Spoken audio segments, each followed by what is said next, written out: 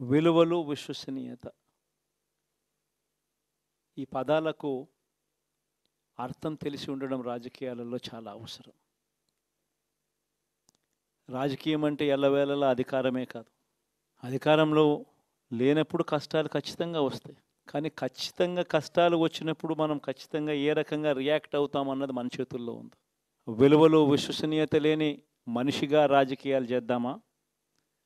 లేదా కష్టాలు వచ్చినప్పుడు ఆ కష్టాలను ఎదుర్కొని హుందాగా నిలబడుతూ మళ్ళీ 5 సంవత్సరాలు కళ్ళు మూసుకుంటే 5 సంవత్సరాలు అయిపోతాయి, మళ్ళీ 5 సంవత్సరాల తర్వాత మన పాలన వస్తుంది, మన ప్రభుత్వం వస్తుంది, అప్పుడు మళ్ళీ మనమే ఆందోళన ఎక్కుతామన్నది కూడా గుర్తుపెట్టుకొని అడుగులు వేస్తామా అన్నది మనలో ప్రతి ఒక్కరూ కూడా ఆలోచన చేసుకోవాలి.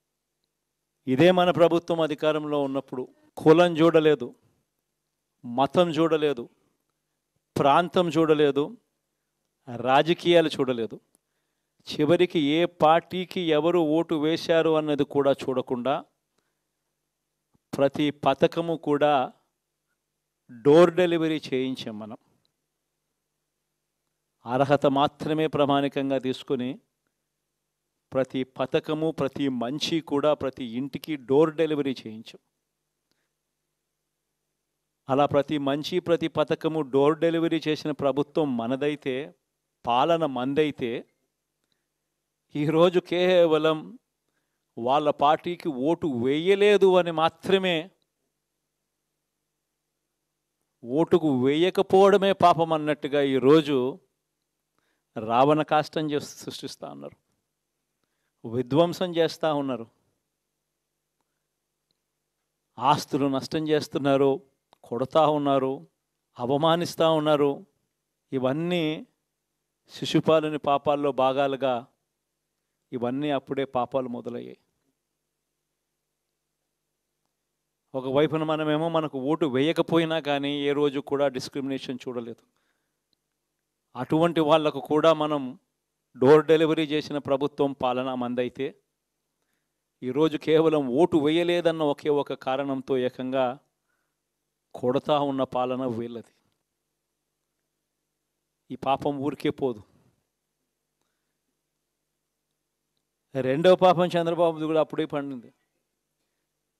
బహుశా కేంద్రం ఈ రకమైన కేంద్రంలో ఈ రకమైన పరిస్థితులు బహుశా ఎప్పుడు ఉండిండవేమో.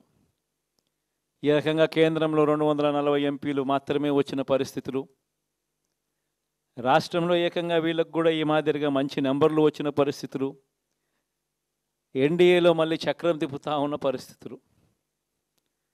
ఇలాంటి పరిస్థితుల్లో కూడా ప్రత్యేక హోదాను అడక్కపోవడం చంద్రబాబు చేసిన మరో పాపానికి కూడా మరో నాంది. ఇలాంటి పరిస్థితుల్లో కూడా ప్రత్యేక హోదా మనం అడిగి తెచ్చుకోలేకపోతే